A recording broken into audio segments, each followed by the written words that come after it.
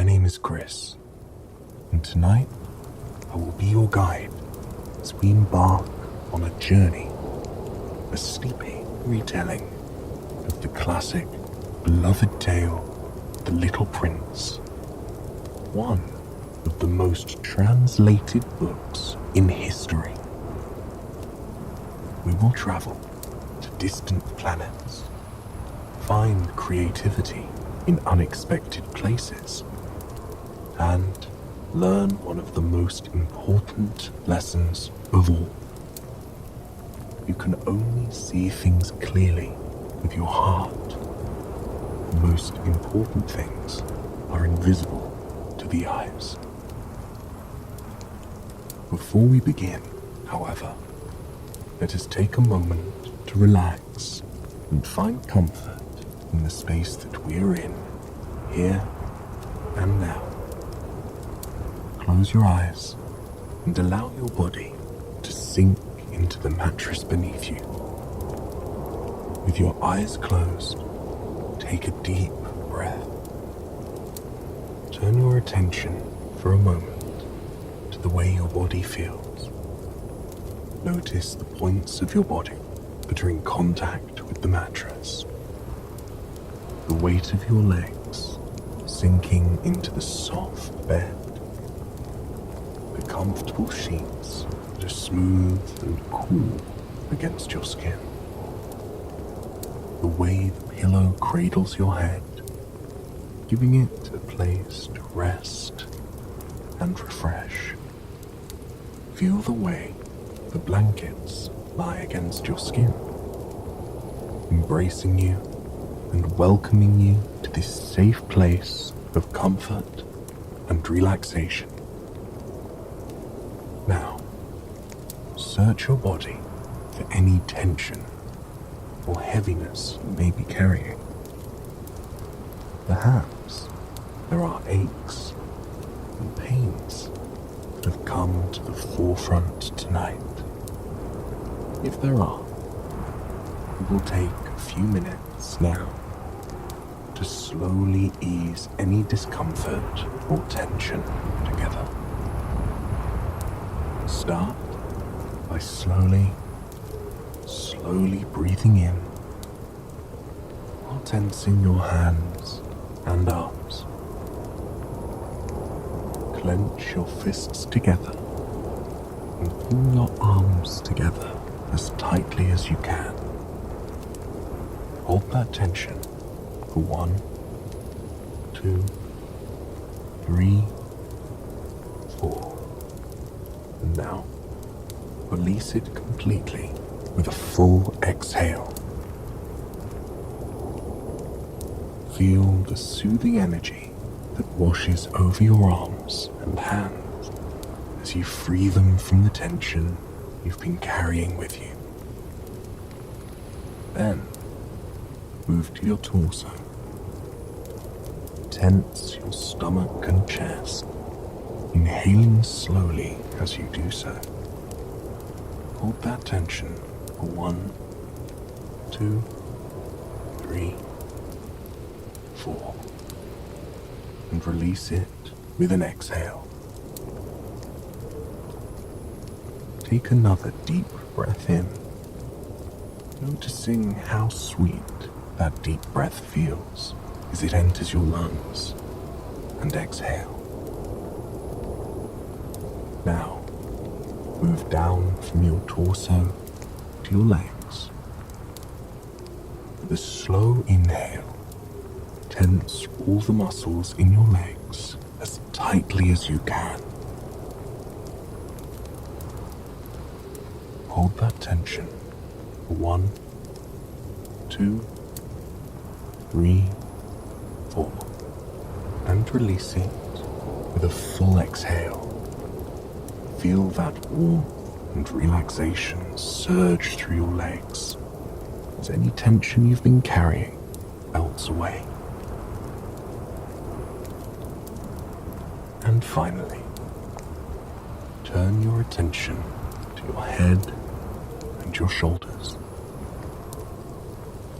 While inhaling slowly, bring your shoulders up toward your ears. Clench your teeth and tense any muscles you can in your face. Hold your breath, then feel that pressure building for 1, 2, 3, 4, until finally you release it completely. Feel a new sense of clarity, a new refreshing energy swirl over your head, freeing you of any weight you were carrying there. At any point on our journey into the kingdom of the Little Prince, know that you can return to this exercise to relieve any tension you may be feeling. It is something you can come back to at any time to calm you and ground you. Now that we have taken the time to find comfort in the space that we are in here and now, let us begin our story. When he was just 6 years old, a gifted boy decided to be an artist. His very first childhood drawing wasn't one of the sun or flowers or his parents. It was a picture of a boa constrictor digesting an elephant.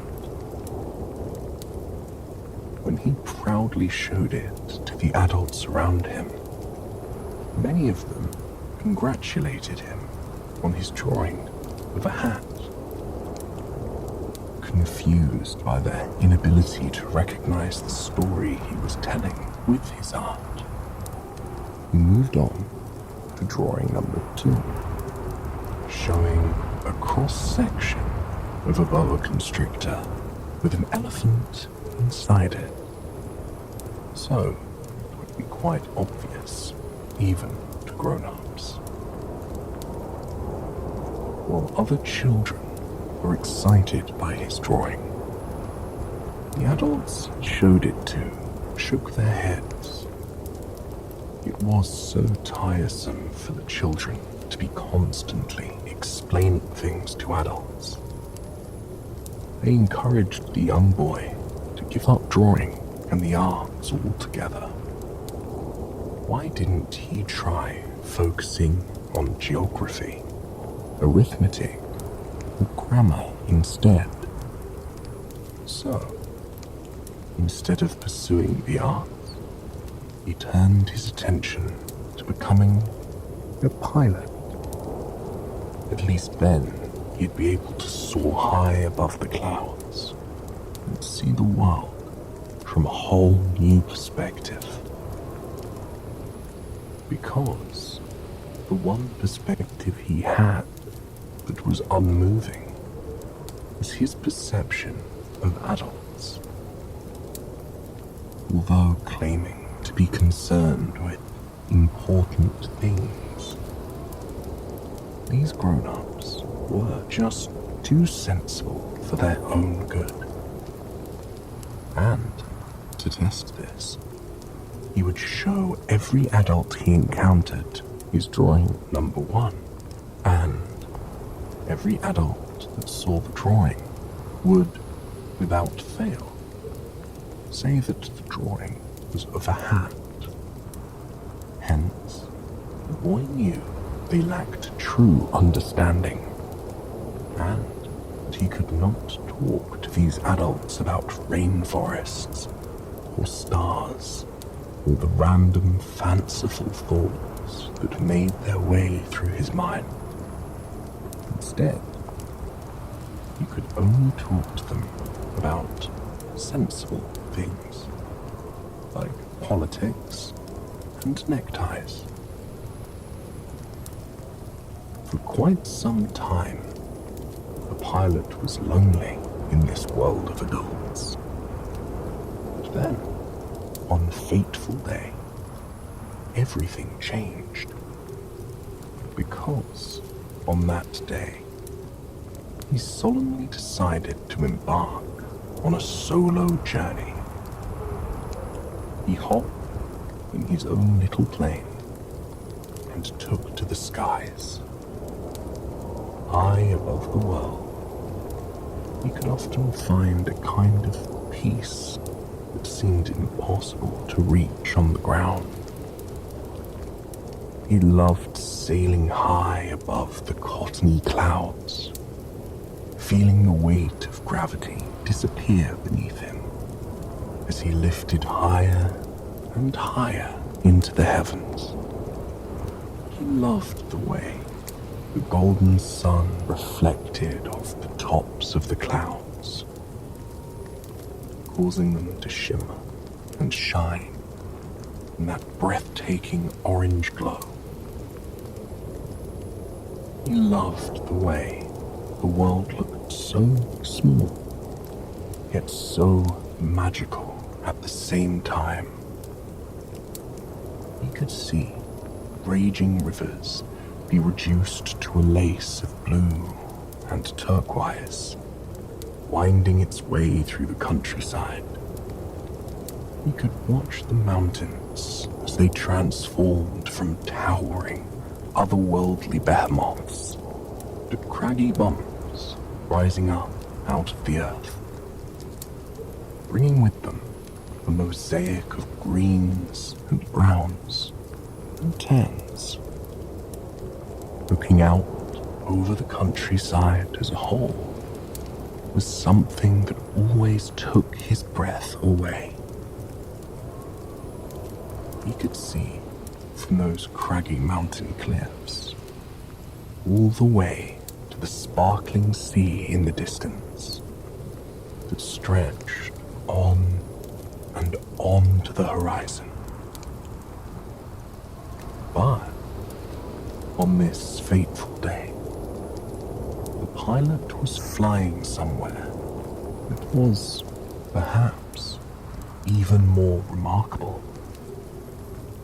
He took to the skies, high above the Sahara Desert, one of the most isolated, desolate, and lonely places in the world. But up from the sky, it was also one of the most beautiful. Desert sand was a stunning array of colors and shapes. The sand was utterly smooth and without blemishes for miles on end, like an endless sea of calm. Then, out of nowhere, giant dunes seemed to reach up to kiss the baby blue sky. There were trails in the sand, swirls and brilliant designs that made it seem like nature itself was using the sand as its artistic canvas.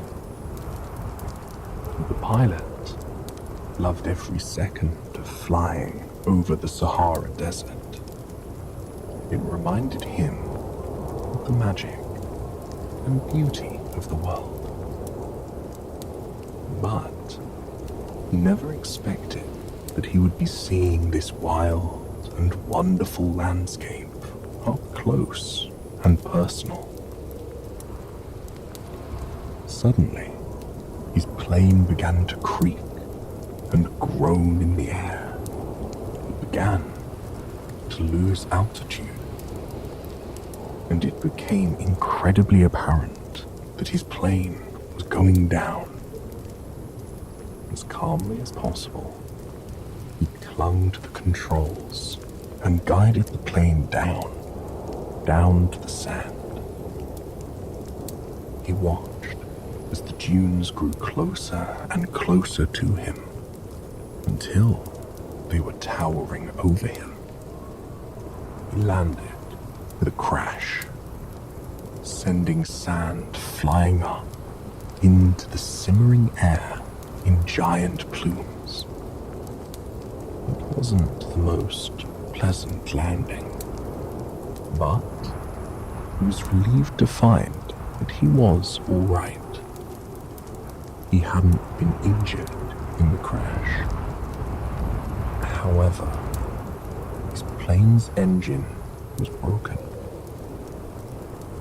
He stumbled out onto the sand, listening to the crunch of it underneath his boots.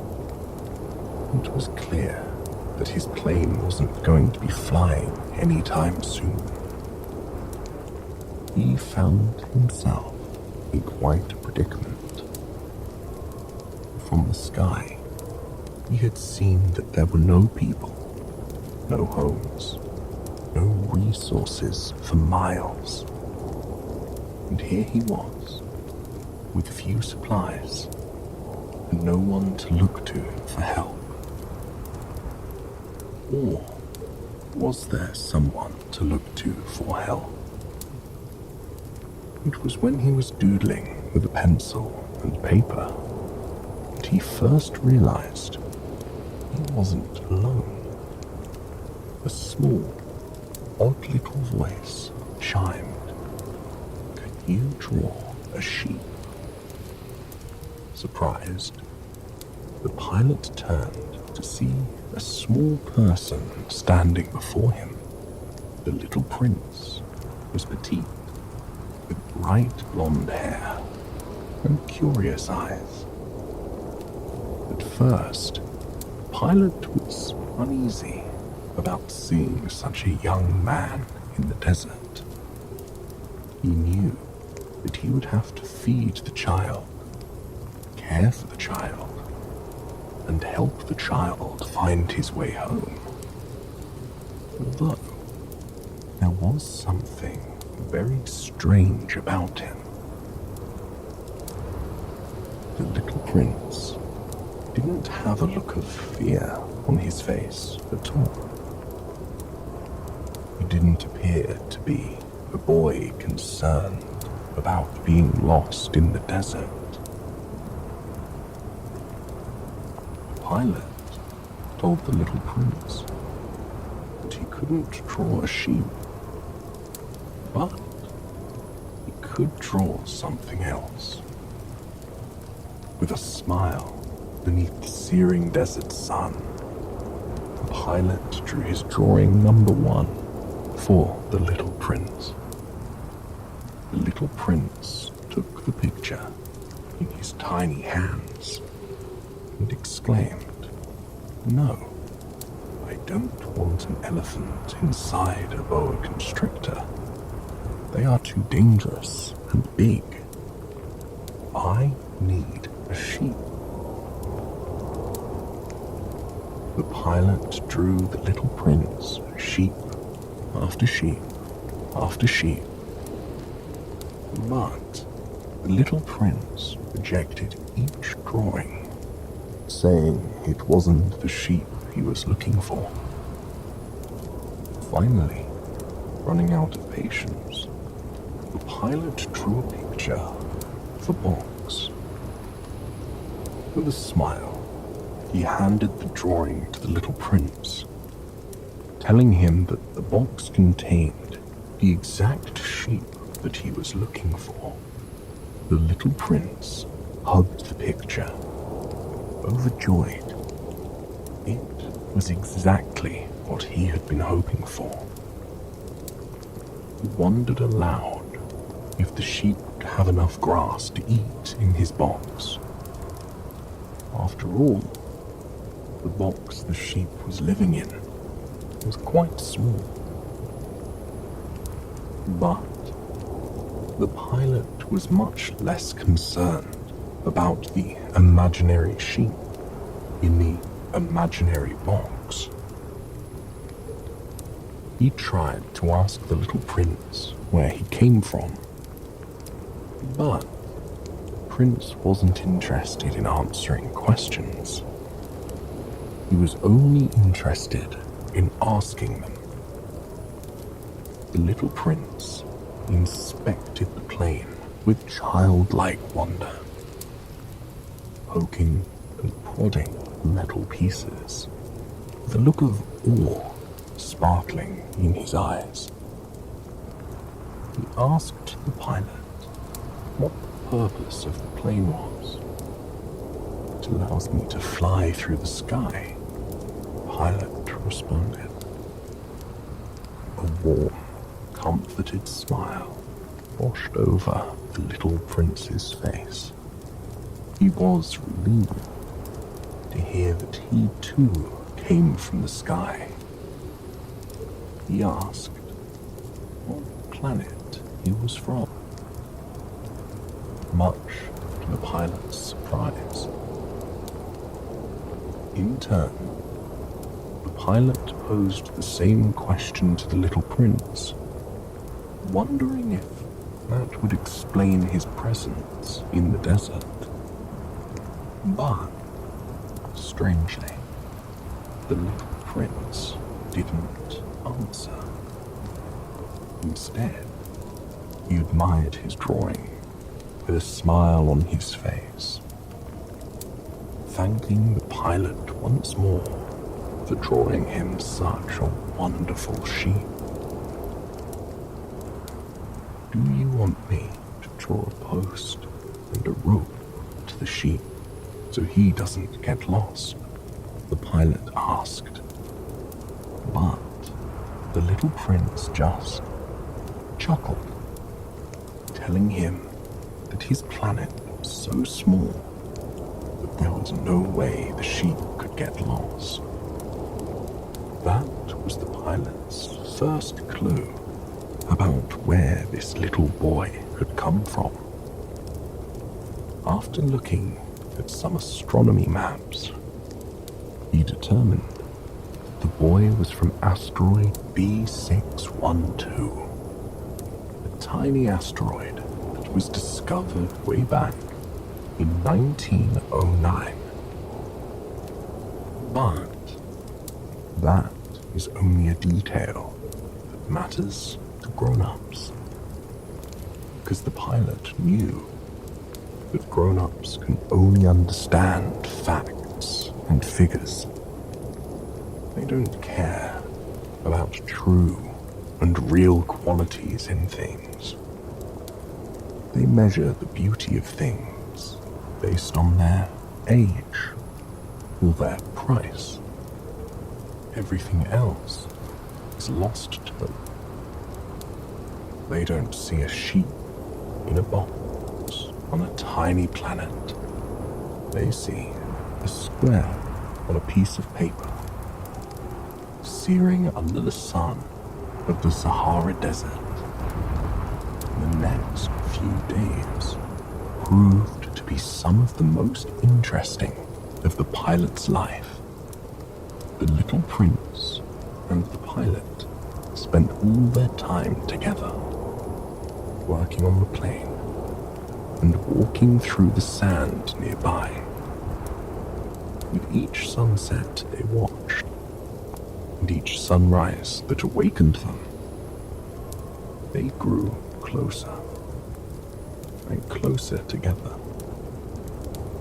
And the pilot found out more and more about where this strange little boy came from. On the third day of their encounter, the little prince explained why he wanted the sheep in the first place. He wanted the sheep to eat the baobab seedlings that are sprouting on his planet. Baobabs are gigantic, beautiful trees with strong roots that weave their way through the soil. They are majestic, with tall, lofty branches and leaves that cast shade across big swathes of land. But there was a problem with the baobab trees. They could split the prince's planet into tiny pieces with their powerful roots. And it was the prince's job to make sure that didn't happen. He explained that all planets have good plants and bad plants, and it's important for people to remain vigilant and take care of bad plants as soon as they begin to grow, to avoid future disasters.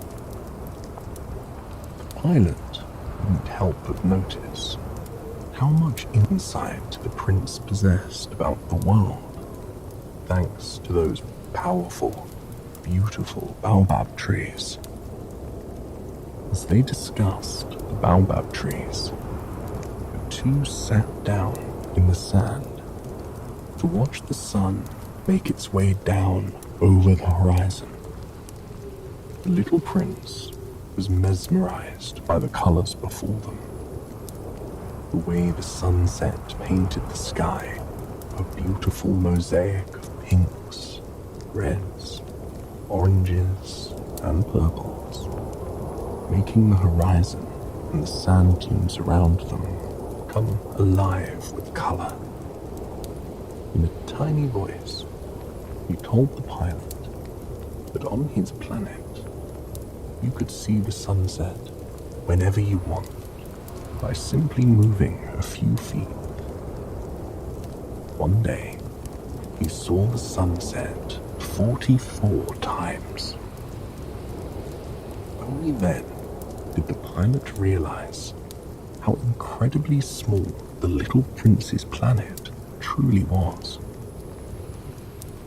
As the sun finally swept over the horizon on that day, the pilot found himself watching as the little prince drifted off to sleep.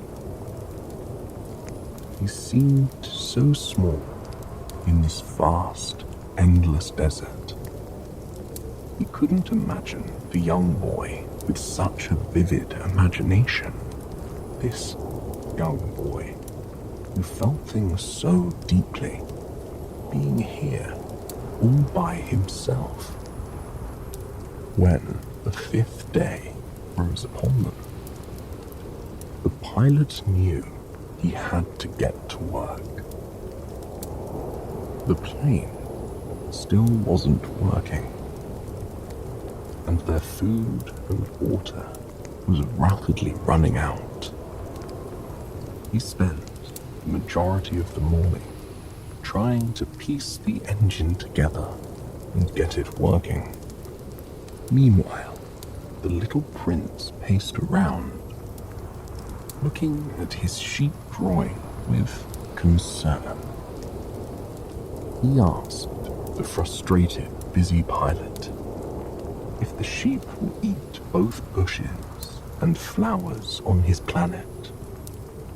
Sheep will eat anything, the pilot replied.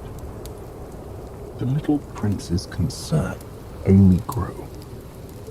Even flowers with thorns? What good are thorns if they aren't going to protect the flowers? He mused.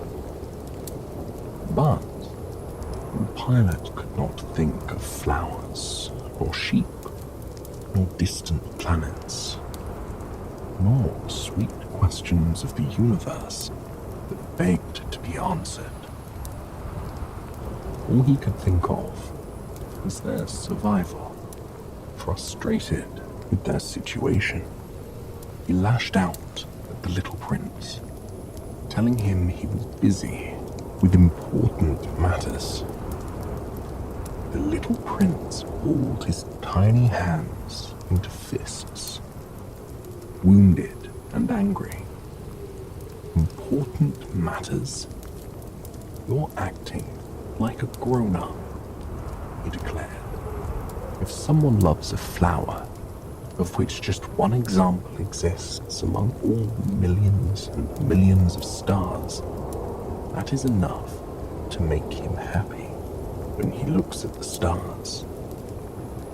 He tells himself, my flower is up there somewhere.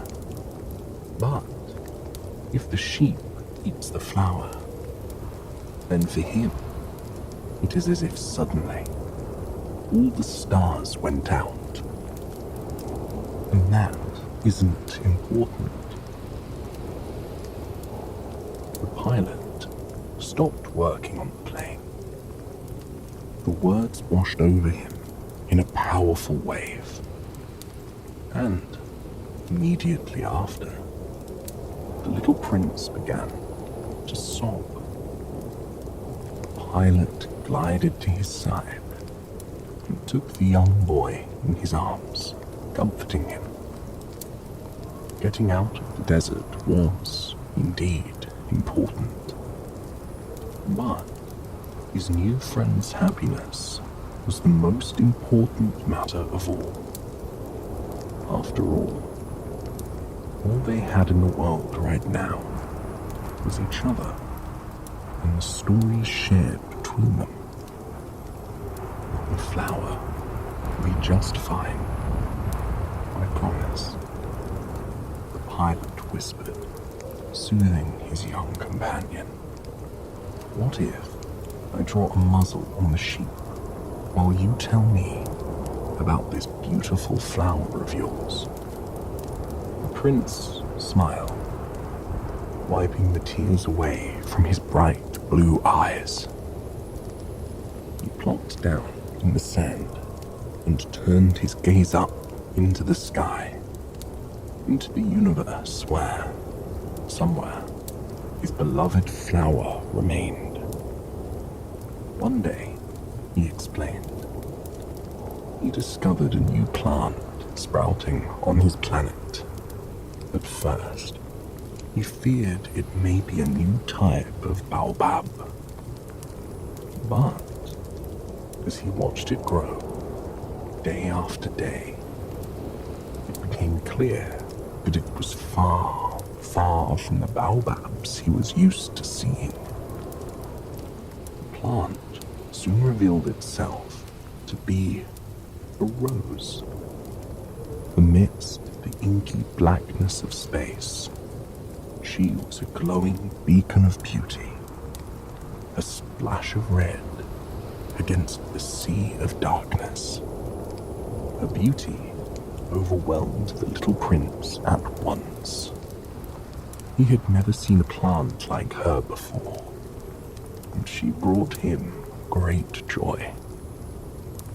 She told him that she was the only flower of her kind in the entire universe, and she was the most beautiful of all plants. She was indeed a beautiful creature, though she was vain.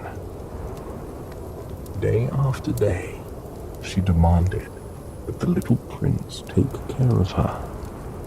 He watered her to keep her hydrated and vibrant. He put a globe over her at night to keep her warm and toasty. He made a screen to protect her from the wind that threatened to bend her petals. And though he was serving her day in and day out, the prince loved her dearly. But one day, the prince caught the rose lying to him. She mentioned how where she came from was less windy, though the prince watched her sprout up on his planet. Her minor lie made the prince doubt everything in their relationship so far. Was her love and care for him sincere? Or was it based on a lie because she wanted to be cared for? The questions spiraling in his mind from this one lie caused the little prince to grow more and more doubtful over time. He began to feel lonely and betrayed by the rose. So, he decided he needed to leave his planet. In preparation, he carefully cleaned out 2 of his active volcanoes, and the 3rd extinct one too, just to be safe. As he watered the rose one final time, he was holding back tears. He lifted up the dome to put it over the rose as he said his last goodbye. The Rose took a long moment before she apologized to the prince. She promised she loved him and told him there was no need for him to put the dome over her again. She promised she would be fine without him caring for her anymore. She urged him to leave, turning away so he wouldn't see the tears roll down her petals. The little prince did as he was told, and with the help of a flock of wild birds, he took off into the universe, stopping at 6 asteroids. On each asteroid, he encountered adults that were impossibly strange. Adults that told him much about the universe and the way it works, or doesn't work. On the first asteroid, the little prince found himself standing before a king who had no subjects. Yet, he commanded much authority. He wore a spectacular, breathtaking fur cloak and sat upon a throne of gold and jewels. The king proudly declared that he was the ruler of the universe, with reign over every star the little prince could see. And yet, when the little prince asked the king to command a sunset, the king replied that the sun would, of course, obey him, but that they would have to wait until 7:40. The little prince couldn't help but notice the king searching through an almanac before deciding on the time. The king desperately invited the little prince to stay on his planet and serve as the Minister of Justice, a role which felt pointless to the little prince, since there was no one on the asteroid to judge. The little prince moved on, confused by the king's strange actions. The second planet was inhabited by a conceited man who only craved praise and admiration, clinging to the idea of being the most admirable person on his strangely unpopulated planet. On the third planet, he encountered a drunkard who couldn't stop drinking because he was desperate to forget the shame he felt caused by the drinking.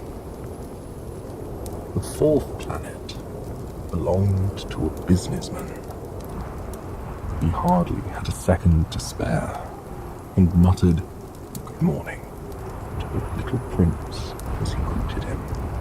The businessman was obviously very busy, counting and cataloguing the stars visible in the sky. Why did he do that? Well, to own them, of course. Because that would make him rich, he explained. And after he got rich, he could then buy more stars if new ones would be discovered. He had no time to talk, because he was dealing with important matters. The fifth asteroid was the smallest yet, and it had just enough room on it for a street lamp and a lamplighter. The lamplighter explained politely that he was under orders to light the lamp in the evening and extinguish it in the morning. His orders used to make sense, but lately, the planet has begun to turn faster and faster. Now, a day on this planet lasts only 1 minute. The little prince watched in awe as the lamplighter lit the lamp with stunning orange embers that illuminated the entire tiny planet in a soft, breathtaking glow.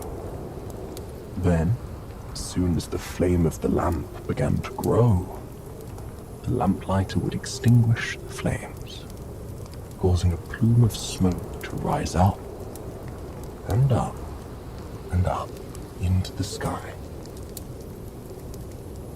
The little prince watched this eternal dance for quite some time. He commended the lamplighter on his sense of duty and obligation, and the beauty he brought into the world with his tiny flame. But when the prince suggested the lamplighter walk along with the sunset so he could take a break, his suggestion fell on deaf ears. The lamplighter continued his eternal dance with the light, strictly following the original orders. The little prince was sad to leave the lamplighter, whom he had grown so fond of, and as many as 1,440 potential sunsets a day. But there were other places to explore. The sixth planet was vast, maybe even 10 times bigger than the previous. An elderly geographer greeted the little prince from behind a stately desk, hoping that the visitor might be an explorer. The little prince was very excited and inquired about the oceans or mountains adorning this vast planet. Surprisingly, the geographer had no knowledge of them, since he was not, strictly speaking, an explorer. So he never went anywhere or saw any of the things he was supposed to record. And since the geographer was very interested in the geography of the little prince's planet, the boy told him about his 3 volcanoes and baobabs and his precious rose. "I have no interest in roses," the geographer said.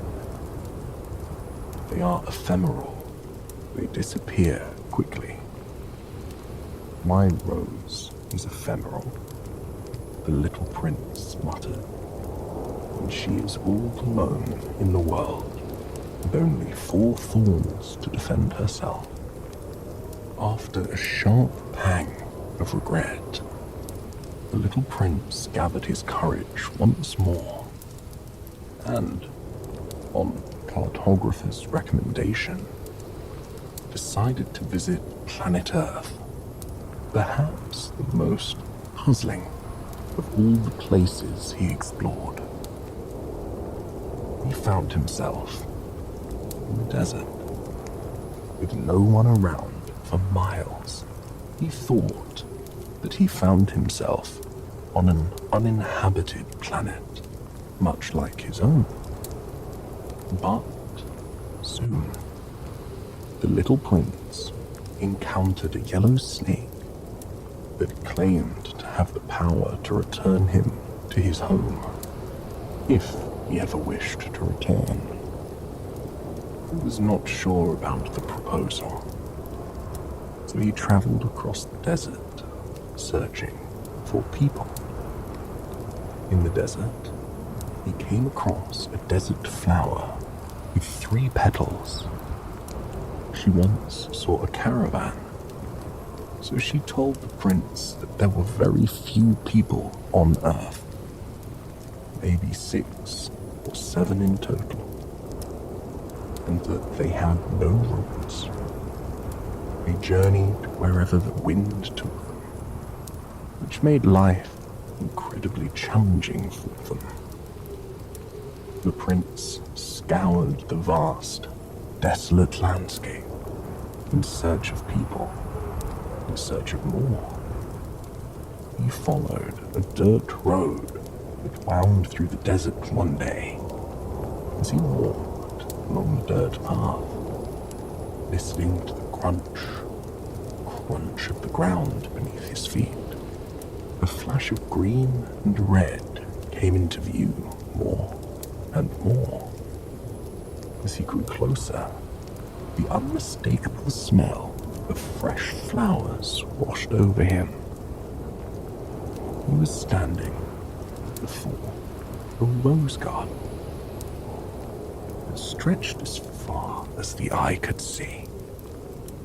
He had once thought that his beloved Rose was unique, that no other like her existed in the entire universe. And now, he could see that wasn't true. The little prince was devastated. He lay down in the grass of the garden and began to cry. As he cried, a little fox appeared, still upset over finding out that his beloved Rose was just ordinary. The prince asked the fox if he would play with him. First, you need to tame me, the fox replied. He explained to the little prince that taming means to establish ties. At the moment, the fox and the little prince meant nothing to one another. But if the little prince were to tame the fox, they would be connected and need each other. They would be unique and special to one another. They would maybe share a friendship. The fox told the little prince that if he tamed him, he would have footsteps to look forward to, rather than to run away from. The golden wheat fields would fill the fox with glee, because they would remind him of the beautiful golden hair of his friend. Over time, the little prince gradually tamed the fox, and came to realize that a certain flower had tamed him. When it was time for the little prince to go, the fox wept softly, though he thanked him for giving him a reason to see the wheat fields and appreciate their beauty. As the little prince walked off to the horizon, the fox told him to visit the rose garden one more time. Then he would finally see why the rose on his planet was so deeply special to him. The prince went to the rose garden, as the fox had told him to. At the garden, tucked between the fragrant blossoms and leaves, the little prince began to realize how much his rose truly meant to him. All these roses may have been just as beautiful, but they were not his rose. His rose is unique to him because he loved her and cared for her. Feeling enlightened by this revelation, the prince returned to give one final goodbye to the fox. The fox was proud of the lessons the little prince had learned. In a quiet voice, as they sat overlooking the wheat fields, the fox told him something important. Only the heart can see clearly. The eyes miss what is important. The time that the prince spent with his beloved Rose, and the connection that he forged with her, is what makes her special. I hope you've enjoyed this story, and it has brought you a night of peaceful, relaxing sleep. please join me again tomorrow for another sleep story. Until then, sweet dreams.